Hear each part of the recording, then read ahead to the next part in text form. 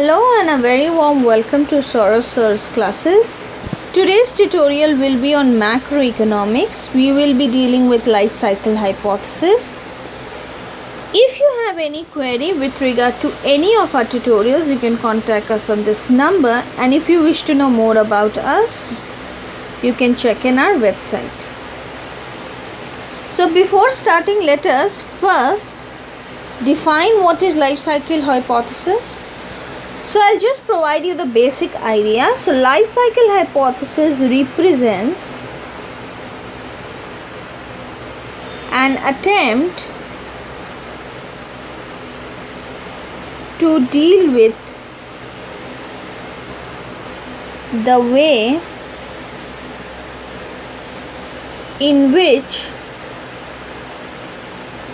consumers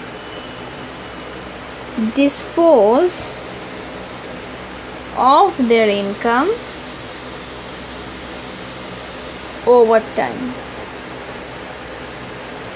And in this hypothesis, wealth is assigned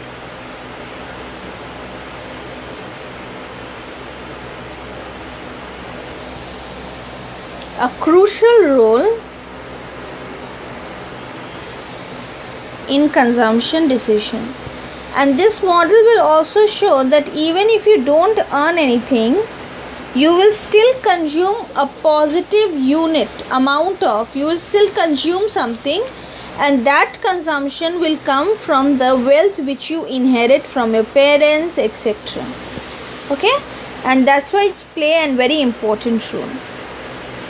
Now we know that the income of a person fluctuates over time. And what is the reason? The main reason that an individual's income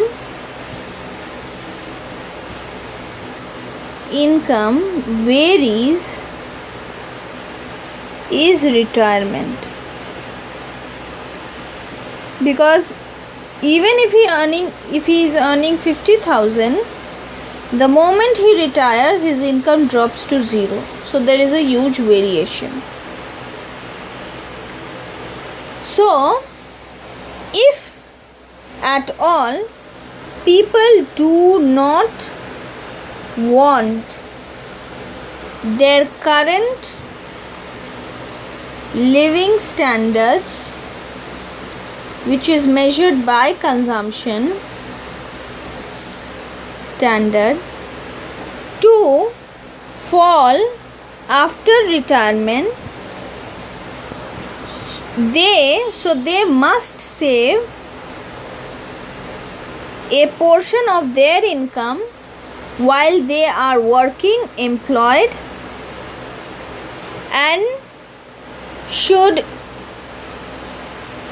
de-save the same post retirement. Okay, so whatever I have said, if I want to draw it in a graph, then it will look something like this. So I have to maintain this consumption line. So in the initial times, my income is greater, and say this is the time when I will retire after 2 years. So this is my income, this is my consumption, so I'll save this portion. So this becomes my savings. Okay, now this portion, when I am retired, my salary drops to zero. So whatever I have saved, I will dis-save. So this savings, and I have say initial amount of say W wealth, and W is the amount of wealth which I have, which I start with. And then I keep on working, I get promotion, I switch to jobs. Okay, my job experience increases, I get more good jobs. Okay, and my income goes on increasing. So as a result, my wealth even increases.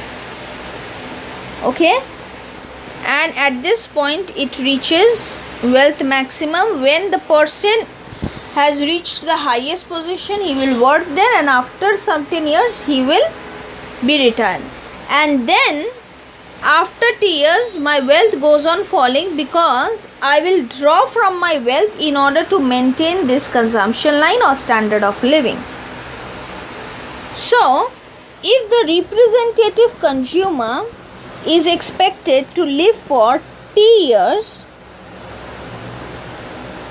okay, which has wealth of W and expected to earn income Y per year until he retires R year from now. So if he wish to consume smoothly, okay, throughout the years over his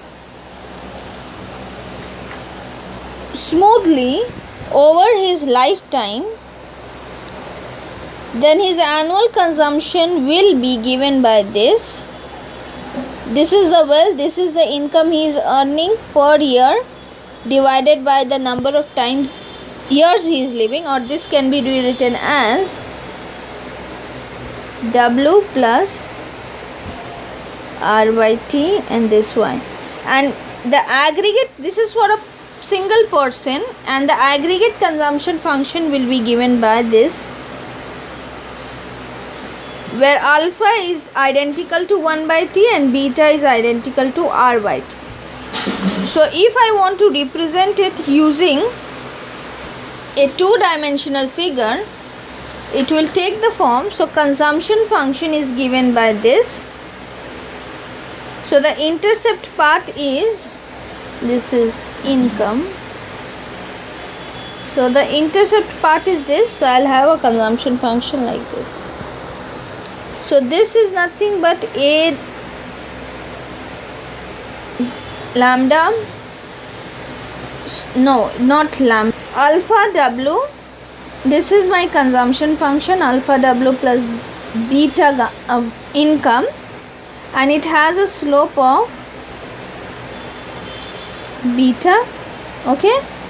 And in the above equation, what I have written, that means this alpha is nothing but marginal propensity to consume out of wealth, and beta is nothing but marginal propensity to consume out of income. So I hope this short tutorial on life cycle hypothesis was helpful. If it was, please hit the like button, subscribe to our channel, and thank you so much for watching.